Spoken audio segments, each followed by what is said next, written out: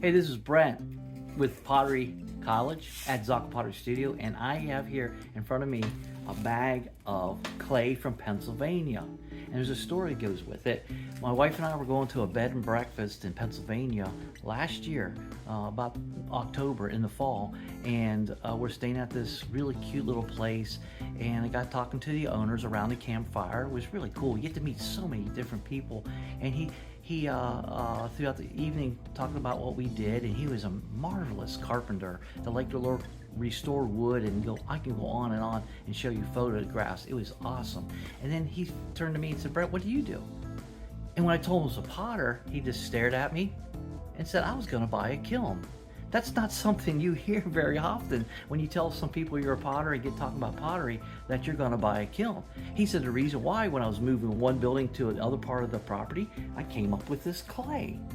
And he said, I wanted to see what it would do in a kiln. I was always interested, so I thought I'd buy a kiln, fire it, and see what happens. I said, well, don't do that. Don't go buy a couple $1,000 kiln. Once you give me some, I'll take it home, I'll experiment with you, and I'll tell you what happens. So we agreed upon it, and we talked over some ideas we had. So I decided to make some small little pieces that I can experiment with, see if it would blow up or it would fall apart and not hold together. I love experimenting and trying new things, as you'll see on my videos. Well, anyway, it worked. But only thing about it, the clay had too many grains of sand in it and little pebbles that he sifted, but he didn't sift good enough that it made it rough looking, and you see like jagged edges.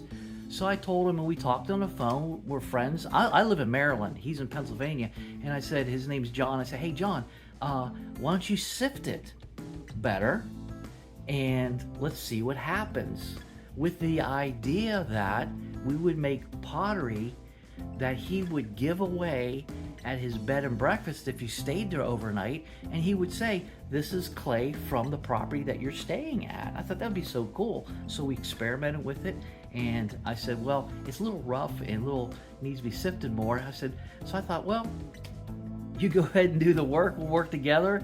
And I didn't hear from him, and I kind of forgot about it until a couple weeks ago. He said, hey Brett, I sifted some clay, and you really can't see in the video, but it's really fine. It's really smooth. I don't feel any texture other than this sandy type looking clay. So what I'm gonna do is mix it with some of my B-Mix 5 so it'll hold together, and make crocks for him. He said, I would like to have 100 crocks with the title of my bed and breakfast on it. And I thought, awesome. But that's not all. Look at this. He sent me this bag, and he also sent me this bag, and he also sent me this bag. He sent me 100 pounds of sifted clay from his property that now I have. And it's going to be an interesting ride. You want to go along for the journey? This is part 1, and I'll show you step by step through this journey and see how it turns out. All right, great story. All right, talk to you soon.